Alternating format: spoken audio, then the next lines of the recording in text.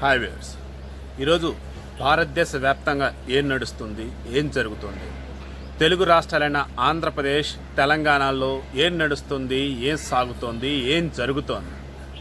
ఈ క్వశ్చన్ వేయగానే కామెడీగా మాట్లాడేవాళ్ళైతే ఏం నడుస్తుంది, ఏముంది, ఫాగే నడుస్తుంది అని చెప్పేసి ఒక అడ్వర్టైజ్మెంట్ ప్రకటనని ఇక్కడ చెప్పవచ్చు. కానీ ఈరోజు మనుషుల ప్రాణాలతో ఆడుకుంటున్నటువంటి ఈ ప్రభుత్వాల వల్ల ఏం జరుగుతుంది ఏంటనేది మనం ఇక్కడ తెలుసుకొని తీరాలి. మీరు అనవచ్చు, మనుషుల ప్రాణాలతో ఆడుకునేది ఏంటి? అలా ఆడుకునేటట్టయితే లాక్డౌన్ 1, లాక్డౌన్ 2, లాక్డౌన్ 3 స్టేజ్లోకి మనం ఉండేవాళ్ళమా? ఇన్ని పకడ్బందీగా ఎక్కడెక్కడ అన్నీ కూడా క్లోజ్ చేసుకుంటూ ఉంటే, నియమ నిబంధనలన్నీ కూడా పెట్టుకుంటూ ఉంటే, ఎక్కడో గ్రీన్ జోన్లో సడలింపులు ఇచ్చుకుంటూ ఉంటే మీరెందుకు ఈ రకంగా మాట్లాడి మీరు అనవచ్చు. ఒక్కసారి మీరు ఆలోచించండి. ఇంత ఫ్రస్ట్రేషన్తో, ఇంత బాధలో నేను ఈరోజు ఈ క్వశ్చన్ పెట్టడానికి కారణం ఏంటయ్యా అంటే, జస్ట్ 3 డేస్గా మీరు అబ్జర్వ్ చేయండి. మే 4, మే 5, ఈరోజు మే 6. ఈ 3 రోజులుగా ఎక్కడైతే మద్యం షాపులు ఓపెన్ చేశారో అక్కడ ఉన్నటువంటి సిచ్యువేషన్ ఒక్కసారి మీరు గుర్తు తెచ్చుకోండి. లేదు జస్ట్ ఇప్పుడు అనలైజ్ చేయండి.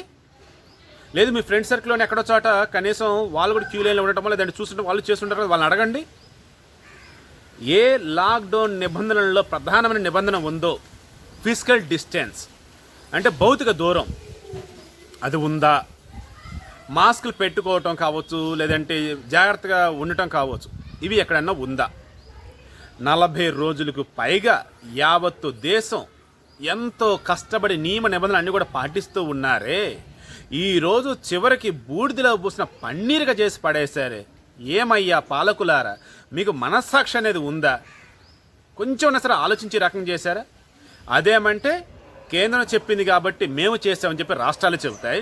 కేంద్రమేమో జీవీఎల్ నరసింహారావు ఆయన ఏమంటాడు, మన తెలుగు రాష్ట్రాలకు సంబంధించి ఆయన కదా మనం ఇప్పుడు మాట్లాడుతూ ఉండేది, ఆయన గురించి కదా కేంద్రం అన్నప్పుడు ఆయన ఏమంటూ ఉంటాడు, కేంద్రం రాష్ట్రాలు పదే అడుగుతూ ఉంటే సరేనయ్యా మరి మీ ఇష్టమైతే ఓపెన్ చేసుకుంటే కేంద్రం చెప్పింది అంతే తప్ప వేరేది కాదని అంటూ ఉంటాడు ఆయన. అంటే అటు కేంద్రం ఇటు రాష్ట్రాలు ప్రజల ప్రాణాలతో ఆడుకుంటూ ఉన్నాయా? ఇన్నాళ్ళు లాక్డౌన్ నిబంధనల పేరుతో ఇళ్లల్లో ఉన్నటువంటి జనాలు పిచ్చోళ్ళ, లేదు తాము కట్టే ట్యాక్సుల ద్వారా ప్రజలకు మేలు చేయండి అని చెప్పేసి జీతాలు వచ్చినా రాకున్నా ట్యాక్స్ కడుతున్న మేము ఈరోజు మీరు చెప్పినట్టు పాటిస్తూ ఉంటాము. సో మేము ఏదైతే మీకు ట్యాక్స్ రూపాయలు కట్టిన డబ్బు ఉందో దాంతో మంచి పనులు చేయండి అని వీళ్ళంతా చెప్తారా? చివరికి విరాళాలు ఇవ్వాలి అన్నప్పుడు కూడా కొన్ని సంస్థలు పోటీ పడి మరి వాళ్ళ ఉద్యోగాలకి జీతాలు ఇవ్వకపోయినా సరే ఏం పర్లేదు మేము వెయిట్ చేస్తాం సార్, మీరు పిఎం కేర్కి విరాళం ఇవ్వండి, సీఎంఆర్ఎఫ్కి విరాళం ఇవ్వండి అంటే కుప్పల విరాళాలు ఇచ్చారే, కొన్ని కోట్ల రూపాయల విరాళాలు ఇచ్చారే. ఎందుకు ఇచ్చారు ఈ విరాళాలన్నీ కూడా? ఈరోజు మద్యం షాపులు ఓపెన్ చేసుకోమని గుంపులు జనాలు తిరగమని ఇచ్చారా? మీకు ఇచ్చింది ఎందుకు? ప్రజలకు మేలు చేయమని, ప్రజలకి బాగు చేయమని. ఎక్కడ కూడా మరొక్కసారి ఈ ప్రజలు ఈ కరోనా మహమ్మారి బారిన పడకూడదని మరొకసారి అన్న వాడు ఎందుకు యూజ్ చేస్తున్నాను, స్టార్టింగ్ ఆల్రెడీ కొన్ని చోట్ల సడలింపులు ఇచ్చినప్పుడు అనుకోని విధంగా ఏ రకంగా జరిగింది ఈ సడలింపుల వల్ల అన్న ఇబ్బంది మనం గమనించున్నాం. తర్వాత తెలిసి తెలియక కొన్ని చోట్ల ఈ స్ప్రెడ్ అయిన విషయం మనం చూస్తున్నాం. సో ఇవన్నీ ఒకసారి మనకు తెలియక జరిగింది, తెలిసి మాత్రం జరగకూడదు అన్న వేలోనే మరొకసారి అన్న వాడు యూజ్ చేశాను. ఈరోజు ఒకళ్ళ ఇద్దరండి ఒక మద్యం షాపు దగ్గర వచ్చేసి మనిషి డిస్టెన్స్ ఉండేసి 6 అడుగులు ఉండాలి, మద్యం షాపు దగ్గరకు వచ్చేసి 5 ఉండాలి అన్నారు. ఆ 5 వెనక ఉంది ఎంతమంది? 100లో ఉన్నారే. ఒక రిలీజ్ సినిమా అప్పుడు ఈ రకంగా ఉండరు, ఒక దేవుడు దర్శనం అప్పుడు ఈ రకంగా ఉండరు. ఎందుకు ఈ రకంగా తయారవుతూ ఉన్నారు? ఇన్నాళ్ళు స్తబ్దుగానే ఉన్నారుగా. కొంచెం సైకలాజికల్ డిప్రెషన్తో ఉన్న వాళ్ళు ఏదో ఒక విధంగా మనుగడ సాగిస్తున్నారు కదా. మండలం దీక్ష అంటూ ఉంటారు. ఆ మండలం దీక్షకు తగ్గట్టుగానే జనాలంతా కూడా దాన్ని మర్చిపోయే పరిస్థితి వచ్చింది. ఒక్కసారిగా ఓపెన్ చేశారే. కొంచెం మనస్సాక్షి ఉండాలయ్యా పాలకులారా మీకు. అంతెందుకండి, మన తెలుగు రాష్ట్రాల విషయానికే వద్దాం. వీరు చెప్తున్న మాటలేంటి? ముందుగా జగన్మోహన్ రెడ్డి చెప్తున్న మాటలు అయితే తీసుకుందాం. మేము ఈ మద్యం ఎందుకు అమ్ముతున్నామంటే రేట్లు పెంచి అమ్మటం ద్వారా కొనేవాళ్ళు ఆటోమేటిక్గా రేట్లు ఎక్కువని మనం కొనుక్కొని ఉంటే బాగుంటుందన్న వేళ ఆలోచిస్తారు. తద్వారా త్వరలో మద్యం అమ్మకాలు తగ్గిపోతే మద్య నిషేధం అమలు చేసేది ముందుకు వెళ్తామన్నారు. దానిలో భాగంగా ఫస్ట్ ఏమో 25% పెంచుతున్నామని చెప్పారు. ఆ తర్వాత ఏమో 1 డే గ్యాప్ ఇచ్చి మరలా 50% పెంచుతున్నామని చెప్పారు. అంటే మొత్తం ఎంత 75%.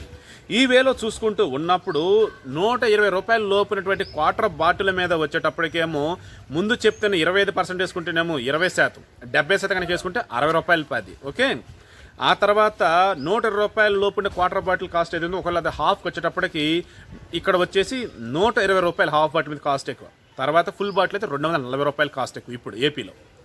అదే 120 నుంచి 150 మధ్య ఉన్నటువంటి క్వార్టర్ బాటిల్ కాస్ట్ ఏదైతే ఉందో దాని మీద ఇప్పుడు పెంచిన దాని ప్రకారం 120 రూపాయలు పెంచారు, 75%. అంటే అదే హాఫ్ బాటిల్ కనుక అయినట్టయితే 240 రూపాయలు పెంచారు. అదే ఫుల్ బాటిల్ కనుక అయినట్టయితే 360 రూపాయలు పెంచారు. తర్వాత ఒక క్వార్టర్ బాటిల్ కనుక 150 రూపాయల కన్నా గతంలో కనుక ఎక్కువ కనుక ఉన్నట్టయితే దానిలో ఇప్పుడు పెంచిన దాని ప్రకారం 75% పెంచున్నారు. అంటే 60x3 వేసుకోండి. ఓకే, 180 రూపాయలు పెంచున్నారు. అదే హాఫ్ బాటిల్ కనుక అయినట్టయితే 360 పెంచున్నారు. అదే ఫుల్ బాటిల్ కనుక అయినట్టయితే 240, 240, 240. అంటే ఎంత? ఆన్ యావరేజ్గా చూసుకుంటూ ఉన్నప్పుడు 720 రూపాయలు ఫుల్ బాటిల్ మీద పెంచున్నారు. ఒక డబల్ అయినాయి అనుకోవచ్చు రేట్లు. అయినా సరే క్యూ లైన్లు తగ్గాయా?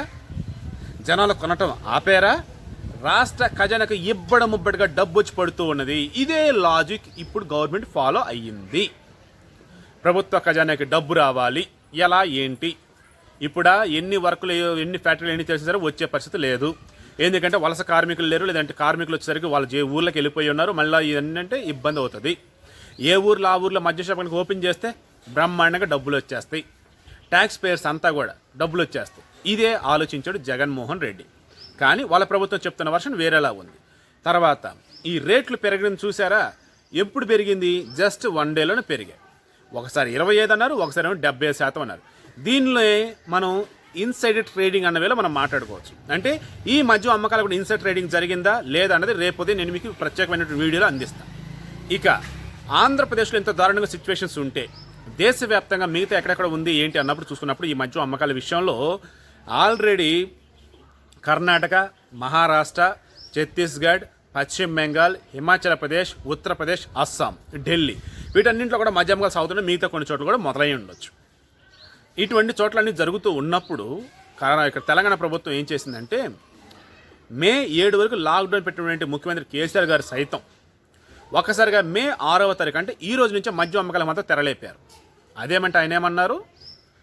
పక్క రాష్ట్రం ఆంధ్రప్రదేశ్లో మందు అమ్ముతున్నారు, ఇటుపక్క కర్ణాటకలో మందు అమ్ముతున్నారు, అటుపక్క మహారాష్ట్రలో మందు అమ్ముతున్నారు, ఇటు ఛత్తీస్గఢ్లోనూ మందు అమ్ముతున్నారు. ఇన్ని చోట్ల మందు అమ్ముతూ ఉన్నప్పుడు ఒకవేళ మందు బ్లాక్ నుంచి తరలించుకుంటూ వస్తే ఐ థింక్ ఛత్తీస్గఢ్ లేనట్టుంది మందు అమ్మే దానిలో. ఈయన చెప్తున్న వర్షన్ ఏంటి? ఈ కర్ణాటక, మహారాష్ట్ర, ఆంధ్రప్రదేశ్లో మందు అమ్ముతూ ఉన్నారు. ఈ మందు అమ్ముతూ ఉన్నప్పుడు బ్లాక్లో మందు కనుక వస్తే స్మగిల్ కనుక చేస్తే దానికి తోడు కొంతమంది నాటు సారా కాస్తూ ఉన్నారు, గుడుంబా కాస్తున్నారు. దీనివల్ల లేనిపోయిన కొత్త రకాలు వస్తే కాబట్టి ప్రజల సంక్షేమార్థం ప్రజల యొక్క ఆరోగ్యం గురించి ఆలోచించి మందు షాపులు ఓపెన్ చేయక తప్పటం లేదు. ఏదో ఆయనకు తలకు మించిన భారం అన్న వేలో ఈరోజు ఈ రకం డైలాగ్ కొట్టారు. కానీ అలా చేస్తూ కూడా మరలా ఈయన కూడా 16% ఏమన్నా చీప్ లిక్కర్ అబవ్ ఉన్నటువంటి వాటికి చీప్ లిక్కర్కి వచ్చేసి మళ్ళీ 11% అని ఈయన అన్నారు. ఇక్కడ కూడా ఇన్సైడ్ ట్రేడింగ్ జరిగిందా లేదా అనేది రేపు ఉదయం చెప్తే ఇది కూడా.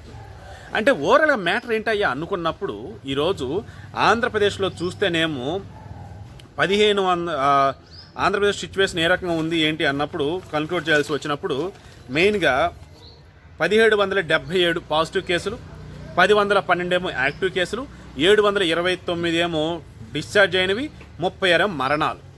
ఇక తెలంగాణ కనుక చూసుకుంటూ ఉన్నట్టయితే మనం 1096 ఏమో పాజిటివ్ కేసులు, 439 యాక్టివ్ కేసులు, 628 ఏమో డిశ్చార్జ్ అయినటువంటి కేసులు, 29 మరణాలు. అంటే ఈ రెండు రాష్ట్రాల కంపారిజన్ కూడా ఒకసారి మీరు చూడండి. ఎక్కడ కేసులు ఎక్కువగా ఉన్నాయి, ఎక్కడ క్యూ లైన్లు ఎక్కువ ఉన్నాయి మీకు తెలుస్తుంది. అసలు ఢిల్లీలో కనుక సిచ్యువేషన్ కనుక మనం చూసుకున్నట్టయితే 5104 పాజిటివ్ కేసులు, 3572 ఏమో యాక్టివ్ కేసులు, 1468 ఏమో డిశ్చార్జ్ అయిన కేసులు, 64 మరణాలు. అన్నిటికన్నా ఘోరంగా మన దేశంలో మహారాష్ట్రలో ఉన్నాయి. 15525 ఏమో పాజిటివ్ కేసులు, 12123 ఏమో యాక్టివ్ కేసులు, 2819 ఏమో డిశ్చార్జ్ కేసులు, 583 ఏమో మరణాలు. అంటే ఇంత భారీగా ఉన్నా సరే సిచ్యువేషన్ ఈరోజు కంట్రోల్లో ఉందా లేదే. తర్వాత ఛత్తీస్గఢ్ అని చెప్తూ ఉన్నారు. ఛత్తీస్గఢ్లో 59 ఏమో పాజిటివ్ కేసులు, 23 ఏమో యాక్టివ్ కేసులు, 30 ఏమో డిశ్చార్జ్, మరణాలు లేవు.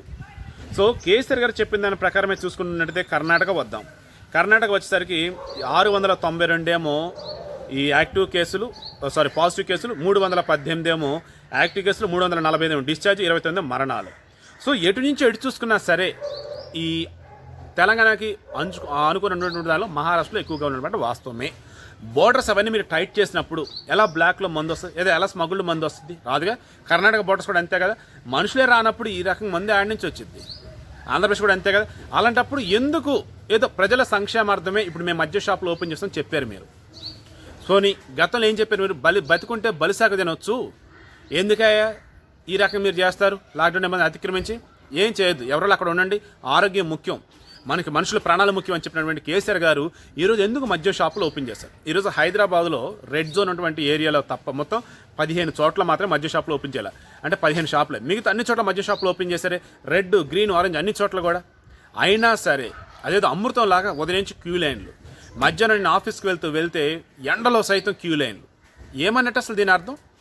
ఎన్నాళ్ళు కష్టపడిన దానికి ఏమన్నా అర్థం అనేది ఉందా? ఒక్కసారిగా బూడిదలో పోసిన పన్నీరు టైప్ అయిపోలేదా? ఓ తల్లి అంటుంది అనమాట, వాడు ఈ రకంగా మందు షాపులు ఓపెన్ చేస్తే ఇంక కరోనా రాకుండా ఏం చేసిద్దిరా? గాలియాదులు ఒక్కోడు అడ్డదిడ్డంగా తిరుగుతూ ఉన్నారు ఎట్టబడితే అట్టని. నిజంగానే ఆ తల్లి బాధలో ఒక అర్థం ఉంది. ఏమని? నిజంగానే ఎవరు ఇష్టం వచ్చినట్టు వాళ్ళు తిరుగాడుతూ ఉన్నారు మందు తాగేసి.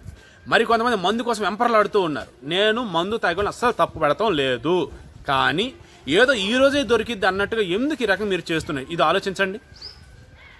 మందు సరే ఓపెన్ చేశారు, మనకు ఆల్రెడీ ఇబ్బందే, అయినా సరే కొంతమంది మందు తాగలేకపోతే ఉంటారు కాబట్టి, మందు తాగలేకుండా ఉండలేరు కాబట్టి వారి కోసం చేశారని అనుకుందాం. గ్యాప్ ఇవ్వచ్చుగా. ఒకేసారి ఈ మందు తాగి చనిపోయిన వాళ్ళు లేరా? యాక్సిడెంట్ అయిన వాళ్ళు లేరా? ఇళ్లలో పిల్లలను కొట్టుకుని వాళ్ళు చనిపోయిన వాళ్ళు లేరా? ఇదిగో దీనివల్ల ఉపయోగం ఉందయ్యి అంటే రాష్ట్ర ఖజానాకి, కేంద్ర ఖజానాకి డబ్బులు రావటం తప్ప సామాన్య ప్రజానికానికి ఇదిగో అయ్యే ఉపయోగం మద్యం తాగటం వల్ల, ఈ మందు వల్ల అంటే ఒక్కటి లేదండి.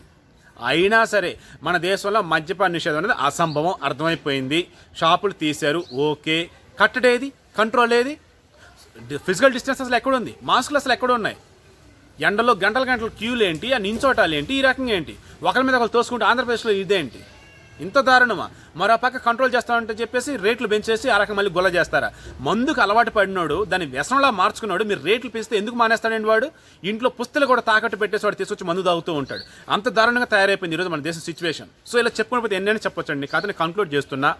ఈరోజు మద్యం షాపులు ఓపెన్ చేసి ఇన్నాళ్ళు చేసినటువంటి యజ్ఞంలో ఒక్కసారిగా ఈ మందుతో కుమ్మరించి పోసేసి దాన్ని భస్మం చేసిన పరిస్థితి చేశారు. యజ్ఞాన్ని కూడా అద్భుతమైనటువంటి యజ్ఞం చేస్తున్నారు. ఈ యజ్ఞ ఫలాలు వచ్చేసరికి కరోనా వైరస్ మహమ్మారిని అంతమొందించడం. కానీ యజ్ఞాన్ని ఒక్కసారిగా వీళ్ళు పులి స్టాప్ పని చేశారు. కానీ ఆ దేవుడిని కోరుకుంటున్నా, మీ అందరూ కూడా వేడుకుంటూ ఉన్నా, దయచేసి ఈ యజ్ఞం నిరంతరాయంగా ఇలాగే కంటిన్యూ చేస్తూ ఉండేవాడి. మేము మందు తాగుతారో ఎలా చేస్తారో చేసుకోండి, కానీ ఫిజికల్ డిస్టెన్స్ మెయింటైన్ చేసుకుంటూ ఉండండి, చాలా జాగ్రత్తలు పాటిస్తూ ఉండండి, జాగ్రత్తగా ఉండండి. మీరు ఒక్కళ్ళ మనిషి కాదు, మీతో పాటు ఉన్నటువంటి కుటుంబం ఉంది చూసారా, అంతా కలిపితేనే ఒక ప్రాణం అన్న వేళ ఈరోజు అన్ని కుటుంబాలు ఉంటూ ఉన్నాయి. మీ కుటుంబ సభ్యుల కోసమే సరే ఫిజికల్ డిస్టెన్స్ మెయింటైన్ చేస్తూ ఈ మద్య షాపులు కొద్ది రోజులు దూరంగా ఉంటూ ఉండండి. అప్పుడే పాలకులు తప్పు చేసిన సరే మనం ఒప్పు చేసిన వాళ్ళం అవుతాం.